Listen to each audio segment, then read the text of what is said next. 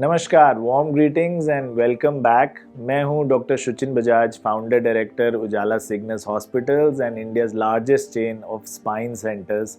और हम डिस्कस कर रहे हैं स्पाइन हेल्थ के बारे में, कैसे स्पाइन हेल्थ को प्रमोट किया जाए, कैसे जो एक नया पैंडेमिक आ गया है of back x, neck x in young population, children, उसको कैसे प्रिवेंट किया जाए, कैसे ठीक किया जाए। पिछले पैंडेमिक और वर्क फ्रॉम होम ने जो हमारी प्रॉब्लम्स क्रिएट की हैं और जो अब इस साल दिख रहा है, उसको कैसे हम ठीक कर सकते हैं। और इस बारे में डिस्कस करने के लिए हमारे साथ हैं बहुत ही senior consultant physiotherapist doctor MR Zulfi.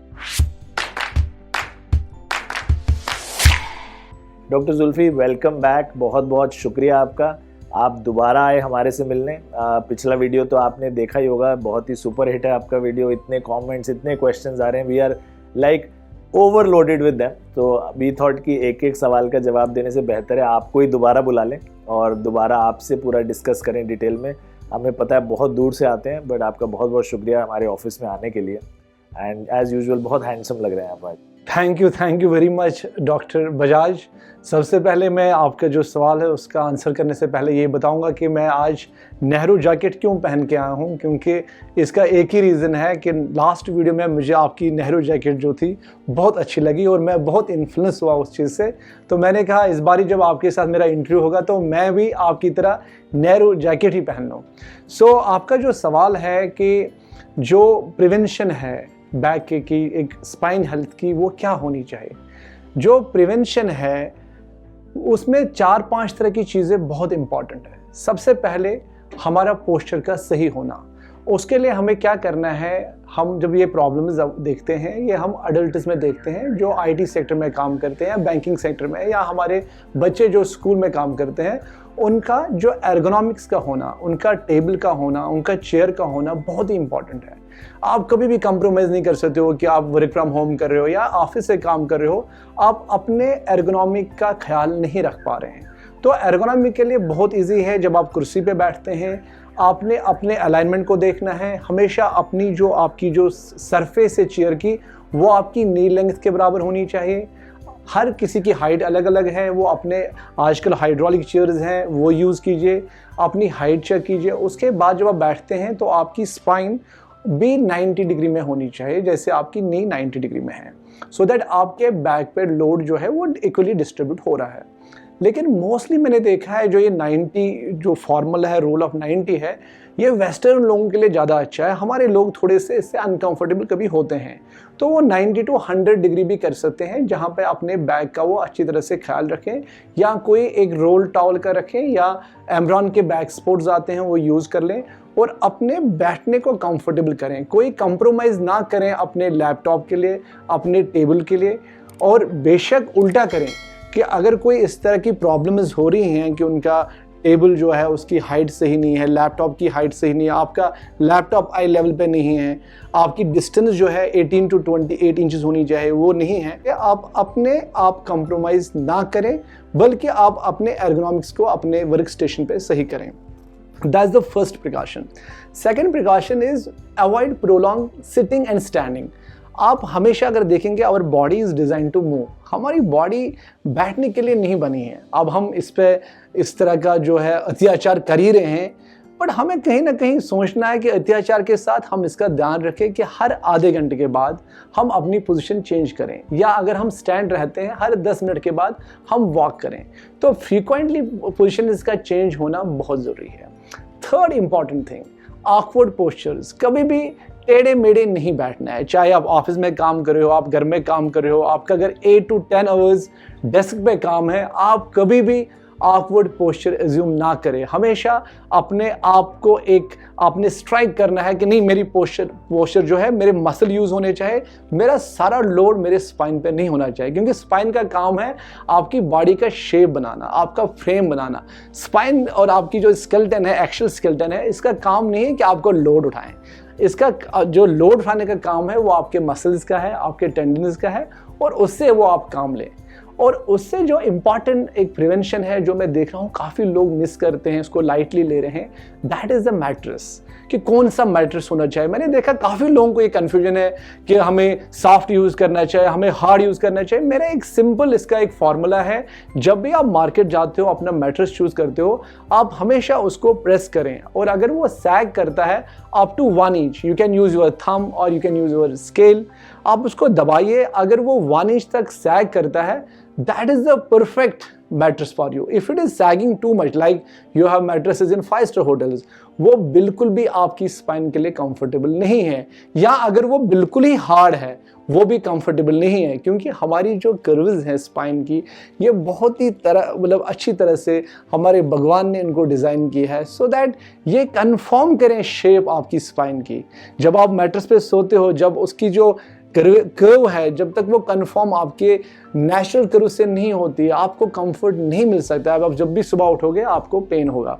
और मोस्ट इंपॉर्टेंट थिंग, आपकी technique is for lifting. See, lifting is utmost important. आपने कभी सूटकेस उठाना है, कभी लैपटॉप उठाना है, कभी घर में हाउस होल्डिंग हेल्प करनी है, गैस सिलेंडर खींच दिया, तो हमेशा कोशिश करें जो आपकी लिफ्टिंग टेक्निक हो उसमें अपने नी और हिप का यूज़ करें। कभी भी डायरेक्ट कमर पे ना झुकें। कमर पे डायरेक्ट झुकने से आपकी सारी लोड आपकी डिस्क पे आती है, जिससे डिस्क वनरेबल हो जाती है कभी डैमेज होने के लिए, और उससे आपकी हर्निशन हो सकती है, या वो आपको कोई स्ट्रक्चरल इशू दे सकता है। तो हमेशा एक राइट वे है अपने आप बेंड करने की, जिसमें हिप और नी को बेंड करें, बैक से डायरेक्ट बेंड ना करें, और अगर लोड उठाना है तो लोड को भी अपने करीब लाना है, फिर ग्रिप करना है, rather than holding it from very far. क्योंकि आपके लिवर्स जो हैं आपकी स्पाइन के, उनका यूटिलाइज करना बहुत इंपॉर्टेंट है। तो ये अगर ये 4 से 5 प्रिवेंशन आप अपनी लाइफ में यूटिलाइज करते हैं, मैं दावे के साथ कह सकता हूँ कि आपको कभी भी बैक की और नेक की परेशानी नहीं हो सकती है, क्योंकि prevention is better than the cure. 50% problem आपके प्रिकॉशन से ही ठीक हो सकती है। Definitely doctor Zulfi, amazing amazing, ये इतने इम्पोर्टेंट पॉइंट्स, और आई एम सो टेरिफाइड कि मुझे नहीं पता थे आधे से ज़्यादा। इट्स जबकि हम लोग हेल्थ केयर में इतने 30 सालों से काम कर रहे हैं, तो आई एम श्योर जनरल लोगों को तो बिल्कुल नहीं पता होंगे मैट्रेस सेलेक्ट कैसे करना है, कैसे बैठना है, कैसे टेबल अपना रखना है, कैसे लैपटॉप रखना है। Very very important points. और आपकी जो एक्सरसाइजेस थी जो पिछले वीडियो में आपने बताई, पिछले हफ्ते जब हम साथ थे, मैं सारी कर रहा हूँ रोज़, तो उससे मुझे बहुत बहुत बेनिफिट है। Thank you so much. But वो एक होता है ना, दिल मांगे मोर हमेशा, तो वो एक्सरसाइजेस तो बैठे बैठे मैं कर ही रहा हूँ, उससे मुझे बहुत ज़्यादा रिलीफ भी आ रहा है। मेरा बैक एक हफ्ते से बहुत बेटर है, बहुत अच्छा है। बट मैं कुछ चाहता हूँ और एक्सरसाइजेज आप हमें दिखाएं, जो नेक्स्ट लेवल एक्सरसाइजेज क्या हैं, कैसे हम कर सकते हैं, ना सिर्फ ऑफिस में बल्कि अगर घर जाके कर लें, या अगर हम फिजियोथेरेपी के लिए जा रहे हैं तो हम देख लें कि डॉक्टर साहब हमें वो एक्सरसाइजेस करा रहे हैं या नहीं। तो कुछ और एक्सरसाइजेज हम चाहते हैं कि आप हमारे श्रोताओं को ज़रूर बताएं। सो डॉक्टर बजाज, जो मैंने आपको लास्ट टाइम जो एक्सरसाइज बताई थी, दोज वेर बेसिक स्ट्रेचेस जो आप अपने ऑफिस में भी कर सकते हैं। लेकिन अब मैं एक नेक्स्ट लेवल जाना चाहता हूँ, जहाँ पे मैं आपको स्ट्रेंथनिंग, आपकी जो बेसिक स्पाइन स्ट्रेंथनिंग है उस पर फोकस करूँगा, और आपके ओवरऑल जो कोर एक्टिवेशन है उस पर फोकस करूँगा। और मुझे सबसे ये अच्छा लगेगा कि आप उनको फॉलो करें, और मुझे नेक्स्ट वीडियो में आप प्लीज़ उसका फीडबैक दें। So it is very important. Centre पर चल के और वो काउच पर वो एक्सरसाइजेस एग्जैक्टली तो हम ये काउच पे करेंगे। Thank you. नमस्ते दोस्तों, तो आज मैं आपको सिखाऊंगा 8 important exercises to strengthen your back, और ये 8 एक्सरसाइजेस है। नंबर 1 एक्सरसाइज, सबसे पहले एक्सरसाइज है कि आपने कौन से पोस्चर में करनी है। तो आपने सीधा लेटना है, और पहली एक्सरसाइज आप करेंगे, आप अपने घुटने को दोनों हाथों से पकड़ के अपने चेस्ट की तरह खींचेंगे, जिसको हम single knee to chest exercise कहते हैं। और इसको आपने 15 सेकंड होल्ड करना है, और आपने इसको रिपीटेडली 5 बारी करना है, 5 टाइम्स ईच साइड। लेकिन ध्यान रखिए दोस्तों, अगर आपको कोई घुटने में तकलीफ हो, कोई आर्थराइटिस की प्रॉब्लम हो या रिमोटाइड की हो, तो आप अपना जो हाथ का जो ग्रिप है वो थोड़ा चेंज करें, उसको अंडर नी आप पकड़ें और उसको खींचें। सो ये आपकी पहली एक्सरसाइज। एक्सरसाइज नंबर 2 दोस्तों, एक्सरसाइज नंबर 2 जो है वो बहुत ही इम्पॉर्टेंट है, जहाँ पे आप अपने जो आपकी जो कमर है और आपकी जो लेग्स की पोजीशन है वो इस तरह से होगी कि आपने अपने घुटने को 90 डिग्रीज बेंड करना है, और एक लेग को दूसरे घुटने पे रख के आपको जिस लेग पे आपने दूसरा घुटना रखा उसको लेग को आपने अपने हाथों से खींचना है और एक अच्छा सा स्ट्रेच आप अपने अपोजिट बटक में फील करेंगे। उस स्ट्रेच को 10 से 15 सेकंड होल्ड कीजिए, उसको 5 दफ़ा कीजिए और फिर वही चीज़ दूसरे लेग में रिपीट कीजिए। इससे आपकी जो ग्लूट्स की जो मसल है और जो सबसे इम्पॉर्टेंट मसल हमारी है, आप लोगों ने उसका नाम भी सुना होगा, पायरिफॉर्मिस, वो आपकी स्ट्रेच होगी। और उसके बाद हम एक्सरसाइज नंबर 3 पे आते हैं। हमारी एक्सरसाइज नंबर 3 जो है वो भी बहुत ही इम्पॉर्टेंट एक्सरसाइज है, जिसको अगेन हम अपनी फ्लैट पोजीशन में करेंगे और फ्लैट पोजीशन में दोनों लेग्स को मोड़ के हम अपने कमर को ऊपर उठाएंगे। इसको हम पेल्विक ब्रिज भी कहते हैं या पेल्विक लिफ्ट भी कहते हैं। और जहाँ तक आप आराम से उठा सकते हो आप उठाइए, 10 सेकंड होल्ड कीजिए और इसको 10 बारी आपने रिपीट करना है। लेकिन एक ख्याल रहे कि इसमें कोई पिलो आप यूज़ ना करें, क्योंकि मैंने देखा है काफ़ी लोग इसमें पिलो यूज़ करते हैं जिससे आपकी नेक पे स्ट्रेन पड़ सकता है। तो एक्सरसाइज नंबर 4 बहुत ही अच्छी एक्सरसाइज, बहुत ही इंपॉर्टेंट एक्सरसाइज और बहुत ही सिंपल एक्सरसाइज, जहाँ पे आप इसी पोजीशन में जहाँ आपने लेट के फ्लैट लेट के दोनों लेग्स को मोड़ा है, आप दोनों हाथों को ओवरलैप करके एक दूसरे के ऊपर ऐसे करके आपके कमर के पीछे रखेंगे और इसको प्रेस करेंगे। और तब तक प्रेस करेंगे जब तक आपको ये नहीं लगता है कि जो आपका जो कर्वेचर है, जो आपका लोअर बैक का जो एक कर्व बनता है वो फ्लैट ना हो। और उसमें अगर आप ये भी करें, अपने एब्डोमेन मसल्स को और टाइट करें और उसको होल्ड करें 10 सेकंड के लिए, वो आपके लिए बहुत ही अच्छा होगा और इससे आपकी जो स्पाइनल स्टेबलाइजेशन वो इम्प्रूव हो जाती है। तो ये आपने 4 एक्सरसाइज आपने फ्लैट पोजीशन में किए। नाउ हम 4 एक्सरसाइज आज आपके उल्टा पोजीशन, जिसको हम प्रोन पोजीशन कहते हैं, उसमें करेंगे। तो एक्सरसाइज नंबर 5 में हम क्या करेंगे, हम अपने हाथ को, अपने पाम को बेड पे रखेंगे शोल्डर लेवल पे और अपने आप को, हमने अपने हेड को ऐसे उठाना है जैसे, जिसको हम कोबरा पोज भी कहते हैं। और उस पोज को हम 10 सेकंड होल्ड करें और धीरे उसको वापस करें। लेकिन इसमें एक ध्यान रहे दोस्तों कि आपकी जो पेल्विस है, आपकी जो हिप है, वो ना उठे, वो पूरी आपकी जो है बेड की सरफेस के साथ हो। और अगर आपको कोई दिक्कत हो रही है, वो फिर भी उठ रहा है, तो आप अपने हाथों की जो आपकी जो पाम है उनकी पोजीशन थोड़ा आगे करें, नेक लेवल पे, अपने एयर के लेवल पे करें और तब जाके उठाएं और आपको बहुत ही अच्छा इफेक्ट मिलेगा। इससे आपके बैक मसल जो एक्सटेंसर्स हैं आपके, वो स्ट्रांग होंगे। और दोस्तों इसके बाद हम क्या करेंगे, हम अपने दोनों हाथों को अपने हिप पे रखेंगे, अपने बटक्स पे रखेंगे, अपने बटक्स को फील करेंगे और हम अपर हेड, अपनी अपर बॉडी को भी लिफ्ट करेंगे और अपने दोनों लेग्स को, घुटनों को स्ट्रेट रख के लिफ्ट करेंगे। 10 सेकंड उसको होल्ड करेंगे और वापस करेंगे और इस चीज़ को हम 10 बारी रिपीट करेंगे। और हमारी जो एक्सरसाइज नंबर जो 6 होगी, उसमें हमने क्या करना है दोस्तों, उसमें हमने ध्यान रखना है कि हमने अब जब हम बैक की एक्सरसाइज में हमने दोनों चीज़ें, लेग्स भी उठाई थी, हमने अपनी अपर बैक भी उठाई थी, इसमें हम आइसोलेट करेंगे और हम सिर्फ अब अपने हाथ पीछे रख के, अपने कमर के पीछे ऐसे मुट्ठी बांध के हम सिर्फ अपर बैक को उठाएंगे और बिल्कुल इसमें लोअर लेग्स पे कोई जोर नहीं देंगे। और इस पोजीशन को हम 5 से 10 सेकंड जितना हम आराम से कर सकते हैं, पेन के बगैर कर सकते हैं, होल्ड करेंगे, उसके बाद रिलैक्स करेंगे। और उसके बाद हमारी एक्सरसाइज नंबर 7, एक्सरसाइज नंबर 7 हमारी वो एक्सरसाइज है जहाँ पे हमने अपने लोअर लेग्स पे फोकस करना है, मीन्स अपने लोअर बैक पे फोकस करना है। यहाँ पे हमारी जो अपर बैक है वो बिल्कुल लिफ्ट ना हो, हमें पूरा ये ध्यान रखना है कि हमारे दोनों लेग्स पास में हो, दोनों फीट पास में हो और हम उनको लिफ्ट करें।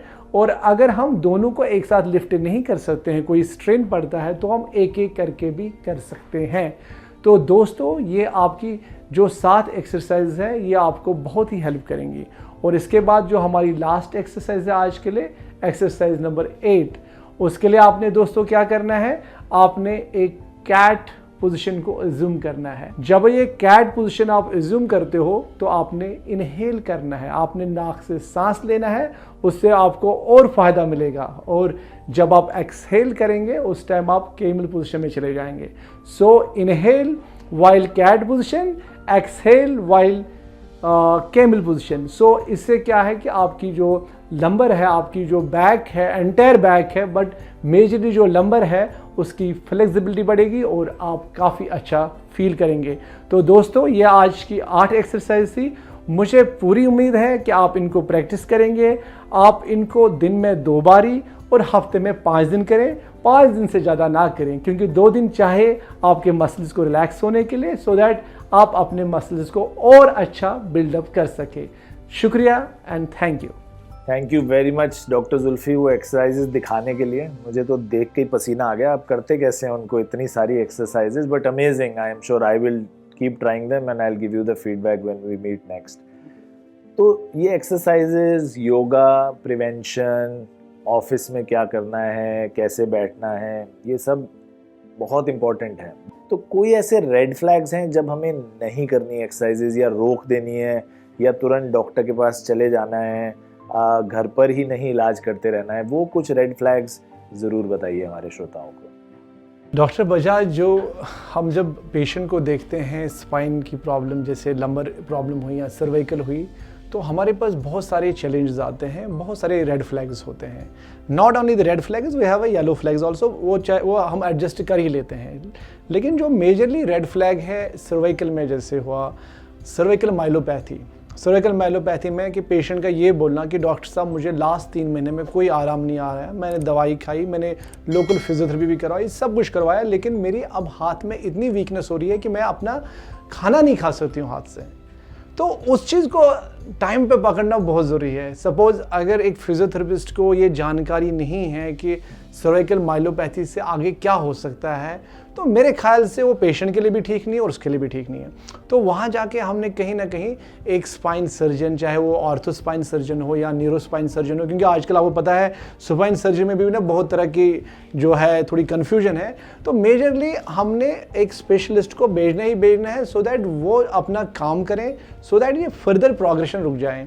या मेजरली डिस्क हर्निएशन हुई है, लेकिन डिस्क हर्निएशन इस तरह की है कि मैंने 6 हफ्ते फिजियोथेरेपी की पेशेंट को, बट मुझे रिजल्ट नहीं मिल रहे हैं, पेन में कोई रिलीफ नहीं मिल रहा है, उनकी numbness, radiculopathy, sometimes bladder and bowel syndrome हो रहा है, कोई इक्वेना काड़ा इक्वेना सिंड्रोम बन रहा है। तो उस तरह के रेड फ्लैग्स को कभी भी आप अनअटेंडेड ना छोड़ें और पेशेंट को लिंगर ऑन ना करें। मेरा ये सुझाव है कि उस टाइम हमने पेशेंट को स्पेशलिस्ट के पास भेजना ही भेजना है, सो दैट वो उस रेड फ्लैग को टाइम पे टैकल करके उसके बाद बेशक वो अपने पोस्ट ऑप फिजियोथेरेपी के लिए हमारे पास भेजे। और मुझे ये भी लगता है कि इवन फिजियोथेरेपिस्ट को भी कभी कभार इस तरह से नहीं सोचना चाहिए कि शायद मेरा पेशेंट वहाँ जा रहा है। This is basically very integrated approach, जिसमें हमारा फिजिशियन का भी रोल है, जिसमें स्पाइन स्पेशलिस्ट का भी रोल है, जिसमें फिजिकल थेरेपिस्ट का भी रोल है। तो मेरे हिसाब से 90 to 95% of patients can be prevented from surgery, but there are patients जहाँ थोड़ा सा थंब रूल आपने देखना है। पेशेंट का अगर फुट ड्रॉप हो रहा है, प्रोग्रेस हो रहा है, या उसकी रिस्ट ड्रॉप हो रही है, या आर्म पूरी वीक हो रही है, या उस तरह का कोई टिंगलिंग नमनेस परसिस्ट कर रहा है, या उस तरह से आपको फील हो रहा है कि यार मेरे सारे एफर्ट्स, सारे मैनुअल्स, सारे जितनी भी मैनुअल थेरेपी मैंने करनी थी, सब कुछ करके भी मुझे रिजल्ट नहीं आ रहा है, तो टाइम कभी भी वेस्ट ना करें, आप स्पेशलिस्ट के पास भेजें। और मैं आपके साथ जब बैठा ही हूँ, मैं कुछ और भी जानना चाहूँगा कि आपसे कि आपको क्या लगता है कि जो ये सर्वाइकल इश्यूज़ होते हैं, लंबर इश्यूज़ होते हैं, हम ज़्यादा कोई डिस्फंक्शंस पे ही फोकस करते हैं, या कभी कभार डिस्क हर्निएशन हुई, स्पॉन्डिलोलिस्थेसिस हुआ, हम उस पर ये करते हैं, but should we go with some more differential diagnosis? तो मैं चाहूँगा कि थोड़ा आप उस पर रोशनी डालें। डेफिनेटली। देखिए, हम फिजिशियंस का काम ही है पूरी बॉडी को एज वन देखना, है ना। And of course as I said, pandemic सिर्फ 1-2 ऑर्गन्स पे नहीं इफेक्ट किया। It is not just your lungs और your spine that was affected, the entire body was affected. Obesity, diabetes, neuropathies, vitamin D deficiencies, काफ़ी कुछ reasons हैं जो ये बैक एक कर सकते हैं। बट इससे भी ख़तरनाक और डरावने रीजंस बॉडी में छुपे रहते हैं कई बार, जो हमें पता नहीं चलते। ऑटोइम्यून डिसऑर्डर्स बहुत सारे हैं, रिमेटॉइड आर्थराइटिस है, एंकाइलोजिंग स्पॉन्डिलाइटिस है, जो ये बैक एक्स कर सकते हैं और जो एक्सरसाइज वगैरह से बहुत ज़्यादा ठीक नहीं कर पाएंगे, हम मे बी वर्स कर लें। बहुत सारे कैंसर्स हैं ऐसे जो स्पाइन में स्प्रेड कर जाते हैं। ब्रेस्ट कैंसर है, प्रोस्टेट कैंसर है, कोलोन कैंसर्स हैं। वो लोग स्पाइन में जाकर मेटास्टेसिस कर देते हैं, वहाँ जाकर इकट्ठे हो जाते हैं। और कई बार प्रोस्टेट कैंसर में पेशेंट का फर्स्ट सिम्टम ही सिर्फ बैक एक होता है। वो आता है हमारे पास बैक एक करके, उससे अगर हम और डीप क्वेश्चंस नहीं पूछेंगे कि आपकी यूरिन में कोई प्रॉब्लम तो नहीं है, एज देखते हुए आपको कोई और तकलीफ तो नहीं है, आपकी सांस तो नहीं फूल रही है, तो हम मिस कर सकते हैं। हम कहेंगे ठीक है जी बैक एक है, आप ये एक्सरसाइज कीजिए, चले जाइए या घर पे एक्सरसाइज कर लीजिए, और वो कैंसर बहुत ज़्यादा बढ़ सकता है। ट्यूबरक्लोसिस एक बहुत कॉमन रीज़न है इंडिया में स्पेशली। ट्यूबरक्लोसिस ऑफ स्पाइन, जिसको हम पॉट स्पाइन बोलते हैं, वो जाकर स्पाइन में लग जाता है तो उससे कोलैप्सेस हो जाते हैं। तो इसीलिए स्पाइन सेंटर्स जहाँ पर physician, orthopaedic surgeon, neuro surgeon, physiotherapist सब इंटीग्रेटेड, जैसे आपने कहा, जो इंटीग्रेटेड वे में जब काम करते हैं तो पेशेंट को बेस्ट पॉसिबल केयर मिलता है। And as you said 8 out of 10, 9 out of 10 की तो सर्जरी की ज़रूरत कभी भी नहीं पड़ेगी। बट जो 1% या 10% को चाहिए सर्जरी, अगर हम उनको डिले करते हैं तो बहुत सारे रेड फ्लैग्स आ सकते हैं, जैसे कि लकवा मार सकते हैं, जैसे कि यूरिनरी रिटेंशन हो सकता है आपके पैर काम करना ही बंद कर दें। अगर वो टाइम से हमने उनको पकड़ लिया होता या सर्जरी करा ली होती या इंटरवेंशन करके टीबी का इलाज कर दिया होता या कैंसर का इलाज कर दिया होता, तो ये सारे कैटास्ट्रोफिक इवेंट्स बच सकते थे। तो इससे of course next corollary question जो ऑटोमेटिकली फ्लो करता है, जिससे सब लोग सबसे ज़्यादा डरते हैं, इसीलिए हमने सबसे आखिरी में रखा, सर्जरी करानी है तो ऑप्शंस क्या क्या हैं उस सर्जरी के हमारे पास? मेजरली मैंने जो देखा है कि जो सर्जरी जिनको करवानी पड़ती है, सपोज सबसे पहले जो कॉमन है that is a slip disc, जिसको हम हर्निशन कहते हैं। अगर तो आपका लेवल जो प्रॉब्लम है आपकी परसिस्ट कर रही है काफ़ी टाइम से, आपने सब कुछ ट्राई किया है और मैंने एज एन एक्सपर्ट भी सब कुछ ट्राई किया, और मुझे लग रहा है कि सेंसरी या मोटर डिफिसिट आ रहा है, जहाँ कोई फुट ड्रॉप हो रहा है या अगर सर्विकल में इशू है, उसका हाथ वीक हो रहा है, तो हमें वहाँ नहीं रुकना चाहिए, क्योंकि अगर हम और रुक जाते हैं तो हमारे जो रिजल्ट्स हैं बाद में वो उतने अच्छे नहीं होंगे। तो हमें तुरंत ही एक सर्जन से उनको बोलना है कि आप किसी सर्जन को दिखाएं, स्पाइन स्पेशलिस्ट को दिखाएं और अपना करवा दीजिए। एंड सेकंड थिंग, अगर आपकी लिस्थेसिस है, एक लिस्थेसिस एक कंडीशन होती है जिसमें आपकी डिस्क नहीं बल्कि आपकी जो वर्टेब्रा है मेजरली L5-S1 के ऊपर शिफ्ट कर जाती है, डिस्प्लेस कर जाती है, या L4-L5 पे करती है। तो उस केस में थोड़ा सा एक इंस्टेबिलिटी फैक्टर ज़्यादा बनता है, जिसमें आपके 3 स्टेज होते हैं, और अगर आपको लगता है कि स्टेज 1-2 है तो आप कहीं ना कहीं फिजियोथेरेपी से चला सकते हो। बट नाउ यू फील कि ये प्रोग्रेस हो रहा है, एक्सरे भी बता रहा है, MRI भी बता रहा है कि ये स्टेज 3 पे चला गया, और उस टाइम भी आप कुछ चाहते हो कि मैं ये वो ट्राई करूं, तो मेरे ख्याल से आप गलत हैं। आपको पेशेंट को तुरंत बताना है कि वो जाए, जिसमें वो आजकल अप्रोच करते हैं, टेलीफिक अप्रोच होता है, जिसमें वो डिस्क को उसको अपने जगह पे वापस पोजीशन करते हैं और वो पेडिकल स्क्रूज लगा के उसको करके देन उसके बाद वो फिजियोथेरेपी में आके अपना 2-3 महीने का लेके उस पेशेंट की स्टेबिलिटी भी रेस्टोर होगी और उसकी जो स्ट्रेंथ है या उसके जो चांसेस हैं जो उसके डिफिसिट होने के वो नहीं होंगे। या अगर इस तरह का आपको लगता है कोई फॉल होके आपके पास आया, उसमें प्रॉब्लम आपको दिख रही है, उसने MRI एक्सरे करवाया जिसमें आपको कंप्रेशन फ्रैक्चर दिख रहा है, और आपको पता ये भी चल रहा है कि उसका डेक्सा स्किन कह रहा है कि ये ओस्टोपिनिया है, ओस्टोपोरोसिस है, तो वहाँ पे भी आप वेट ना करें। तो मेजरली ऐसे मेरे कुछ केसेस इस महीने भी 1-2 आए थे जिनको मैंने सजेस्ट किया कि आप स्पाइन एक्सपर्ट के पास जाए। एक काइफोप्लास्टी एक प्रोसीजर होता है जिसमें वो सीमेंटिंग करके वो आपका जो है आपका बेड रेस्ट भी नहीं होगा, क्योंकि ओस्टोपोरोसिस में आप नहीं अफोर्ड कर सकते हो बेड रेस्ट। वो ओल्ड थॉट थी, ऑस्टियोपोरोसिस आपने कुछ नहीं करना है, लेकिन ऑस्टियोपोरोसिस में आपने कुछ नहीं करना है, that is a big challenge.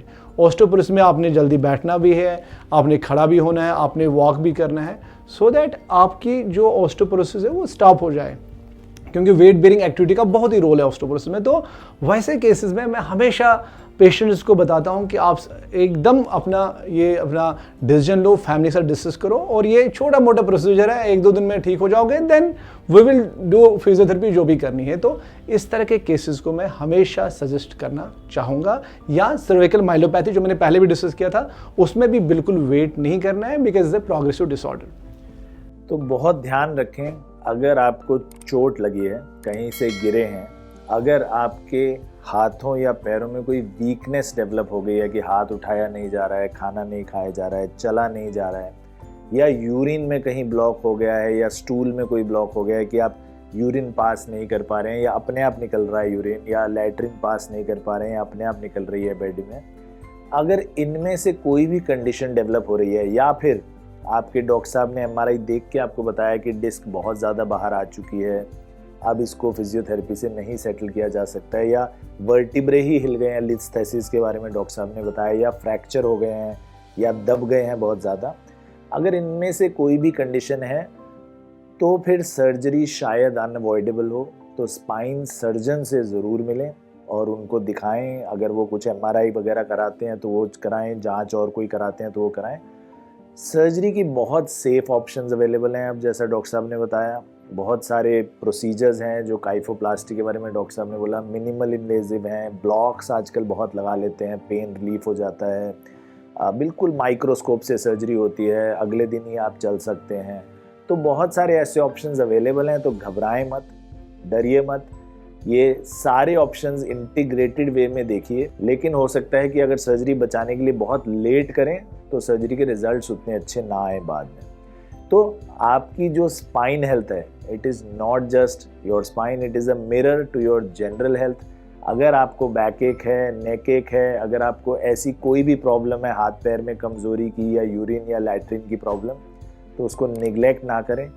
जल्द से जल्द स्पाइन एक्सपर्ट के पास जाएं, डॉक्टर साहब के पास जाएं, अपने आप को दिखाएं, स्वस्थ रहें, मस्त रहें। मिलेंगे बहुत जल्दी एक अगले वीडियो में। इस वीडियो के बारे में आपके कोई भी कमेंट्स, कोई भी टिप्पणियां, कोई भी सवाल, क्वेश्चंस कुछ भी हैं तो नीचे कमेंट सेक्शन में ज़रूर लिखें, और डॉक्टर जुल्फी और मैं वापस आकर जल्द से जल्द उन सभी सवालों के जवाब देने की कोशिश करेंगे। धन्यवाद, नमस्कार, स्वस्थ रहिए, मस्त रहिए।